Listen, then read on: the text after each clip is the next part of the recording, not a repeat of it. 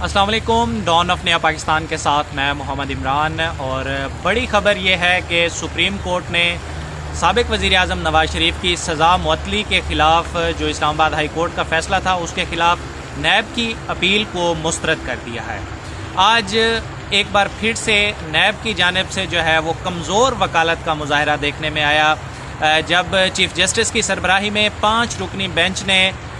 इस केस की समाअत का आगाज़ किया तो चीफ़ जस्टिस की जानिब से एक सादा सा सवाल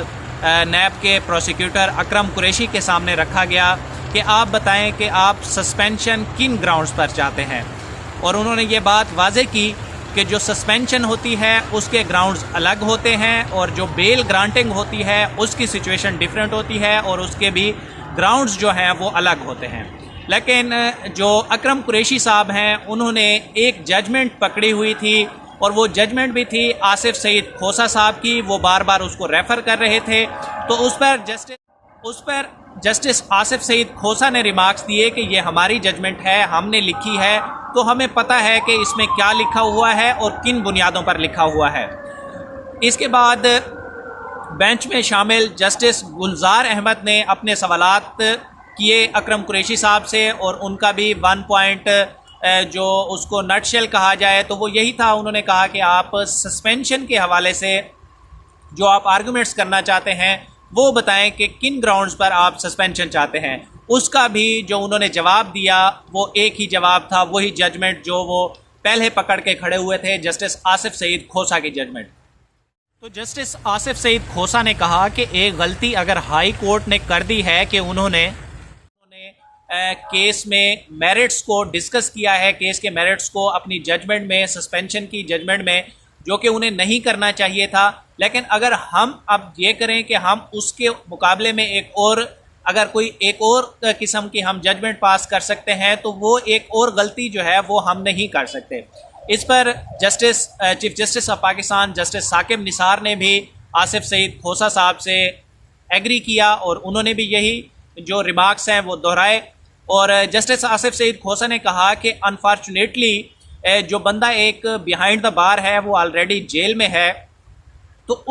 उसकी जो कन्विक्शन है, जो उसकी सस्पेंशन है, अब ये लेके आए हैं एक डिफरेंट केस में आप, तो इससे आपको क्या फ़ायदा होगा कि एक बंदा ऑलरेडी जेल में है और जो हाई कोर्ट में ऑब्जर्वेशन हाई कोर्ट की जानिब से दी गई थी उसके मुताबिक ये था कि वो मुसलसल अदालत में पेश हो रहे हैं और केस की जितनी भी कार्रवाई है उसमें वो अपना मैक्सिमम इनपुट दे रहे हैं। तो नैब प्रोसिक्यूटर की जानिब से एक बार फिर वही जजमेंट दिखाई गई और कहा गया कि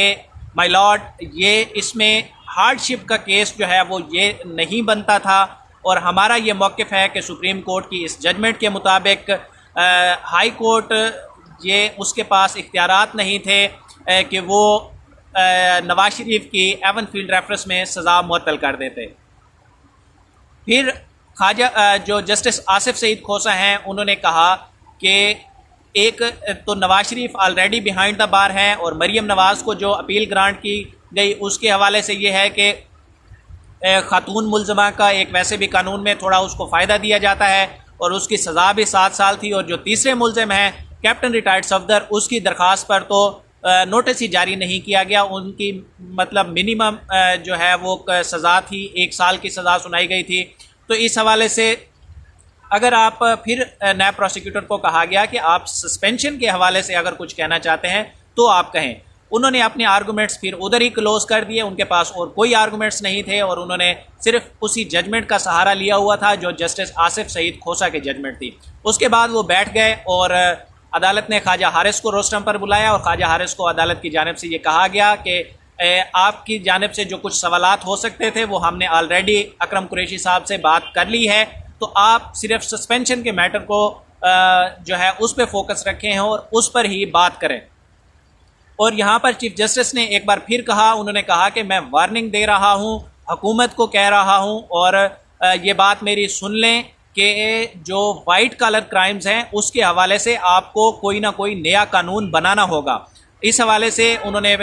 जो साथ जस्टिस गुलजार अहमद बैठे हुए थे उन्होंने चाइना के मॉडल का जिक्र किया कि उन्होंने कहा कि जैसे चाइना में एक कानून है कि वहाँ पर तो करप्शन की सज़ा सीधी सीधी मौत है, वो बंदे को लटका देते हैं, इस तरह के केसेस का जो ट्रायल है वो तो समरी ट्रायल होना चाहिए, बंदे को सामने खड़ा किया जाए, उसके सामने उसके इल्ज़ामात बताए जाएं और फिर जो भी सज़ा है उसको वहीं पर सुना देनी चाहिए।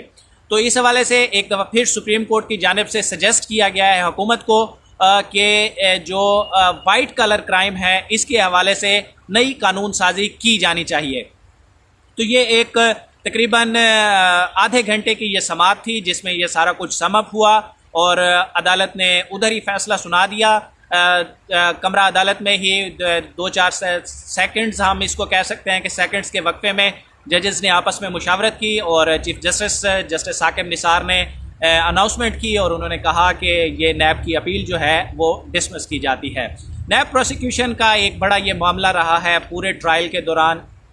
कि उनकी जो वकालत है, जो उनकी प्रेजेंटेशन है वो हमें काफ़ी वीक देखने में आई है। आज सुप्रीम कोर्ट में भी यही सारा कुछ जो है वो देखने में आया, सुनने में आया, सामने आया कि जब बार बार जजेस एक ही सवाल कर रहे थे तो नैब प्रोसिक्यूटर के पास इसका जो है वो बात को सिर्फ एक नुक्ते पे वो भी एक ही नुक्ते पर ही फोकस किए हुए थे और वो नुक्ता जो है वो जजमेंट थी जो जस्टिस आसिफ सईद खोसा की थी और उस पे उन्होंने वो किया है। तो आज की जो समाअत का अहवाल है वो मैंने आपके साथ शेयर किया और जो मेन इसमें बात है कि हुकूमत की जानिब जो अदालत की जानिब से हुकूमत को ये कहा गया है कि वाइट कलर क्राइम के हवाले से जो इसमें प्रूफ का एलिमेंट है उसके हवाले से आपको नई कानून साजी करनी चाहिए। और जस्टिस गुलजार अहमद ने जैसे चीन का मॉडल दिया कि वहाँ पर तो फौरी बंदे को लटका दिया जाता है, सज़ा सुनाने के साथ ही उसको जो है फौरी उसको जो है वो करप्शन की सज़ा वहाँ पर मौत है तो उसको फौरी सज़ा सुना दी जाती है। तो इंशाल्लाह जो भी मज़ीद अपडेट्स होंगी वो आपके साथ मैं शेयर करूँगा। आज ये इंपॉर्टेंट केस था और वैसे भी 2-3 दिन बड़े इंपॉर्टेंट हैं क्योंकि चीफ जस्टिस साहब की रिटायरमेंट हो रही है तो वो अपने जितने भी उन्होंने इस दौर में उन्होंने अपने ये केसेस शुरू किए थे, मोटोज़ लिए थे और बाकी भी जितने केसेस हैं वो चाह रहे हैं कि वो इन्हें निपटाएं। आज फाना बैंक अकाउंट्स और मनी लॉन्ड्रिंग के हवाले से भी जो है वो केस की समाअत हुई है, वो भी मैं अगली वीडियो में आपके साथ शेयर करूँगा। Thank you.